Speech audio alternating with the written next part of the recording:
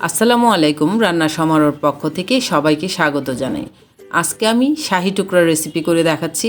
এর জন্য নিলাম পাউরুটি, সাইডগুলো কেটে নিচ্ছি। আপনারা চেষ্টা করবেন ফ্রেশ পাউরুটিটা নেওয়ার জন্য। আপনারা আপনাদের ইচ্ছে মতো টুকরো করে শাহি টুকরো বানাতে পারেন। আমি কোনাকুনি করে নিচ্ছি, এটা দেখতে অনেকটা ভালো লাগে তাই।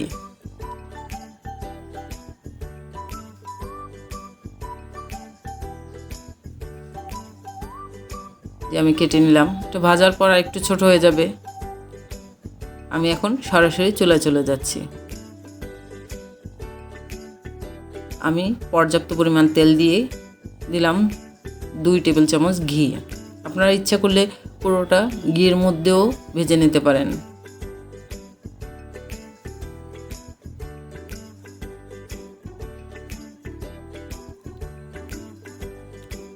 আমি পাউরুটিগুলো ভেজে নিচ্ছি।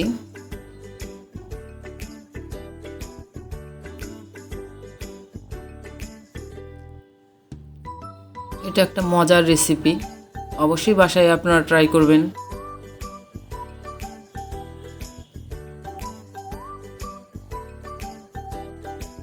আমার আঁচটা মিডিয়াম থেকেও কম, যদি ফুল আছে আপনারা বাজেন পাউরুটিগুলো পুড়ে যাবে। আমি এর থেকে বেশি ভাজবো না, কারণ ঠান্ডা হলে কালারটা আরও ডিপ হবে। আমি তুলে নিচ্ছি।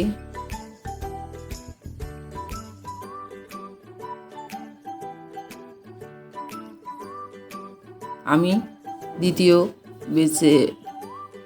বেচেও ভেজে নিচ্ছি পাউরুটিগুলো।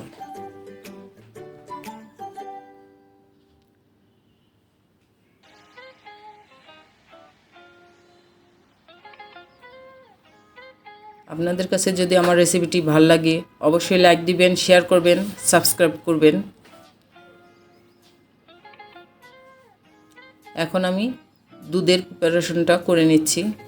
আমি 1 কেজি দুধ আগেই জাল করে নিয়েছিলাম, 700 গ্রামের মতো করে রেখেছি, এবং সাথে এলাচ দিয়েছিলাম। তাই এখানে আমি এলাচের গুঁড়োটা ব্যবহার করব না। আর দিলাম বড় কাপে 1.5 কাপের মতো গুঁড়া দুধ, আমার পরিমাণ মতো চিনি, সামান্য লবণ।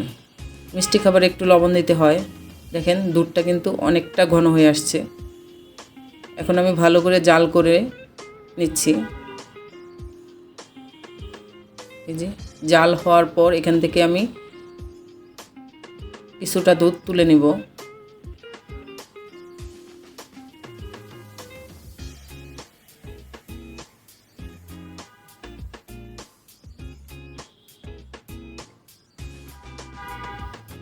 আমি এখন 3 হাতা দুধ তুলে নিচ্ছি।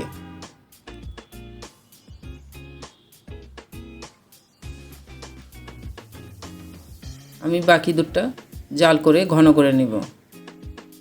অতিরিক্ত ঘন করা যাবে না, যে এমন পর্যায়ে আমি দুধটা নামিয়ে নেব, কারণ ঠান্ডা হলে আরেকটু ঘন হয়ে যাবে।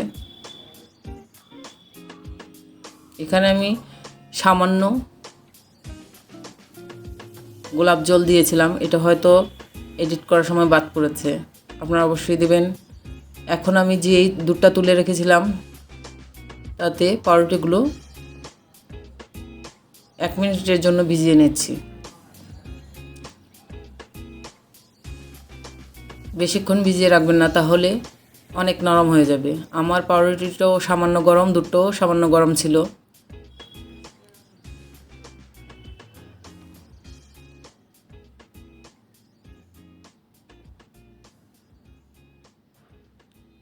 এখন আমি তুলে নিচ্ছি।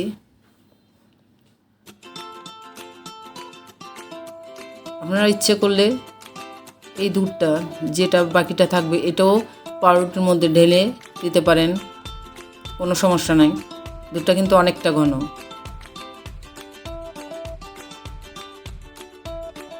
আমি এখন ঘন দুধটা দিয়ে নিচ্ছি। আমি এখানে পুরোটা ডুবিয়ে দিব না এখন, কারণ আমি থাম্বনেইলের জন্য ছবি তুলতে হবে। আমি পরবর্তীতে সবটা ঘন দুধ দিয়ে ঢেকে নর্মাল ফ্রিজে রেখে তারপর পরিবেশন করব। আমি দিচ্ছি এখন কিছু বাদাম। আপনাদের ইচ্ছা মতো আপনারা বাদাম কিশমিশ দিয়ে পরিবেশন করতে পারেন। ঘরে তৈরি খাবার খান, সবাই সুস্থ থাকুন। আল্লাহ হাফেজ।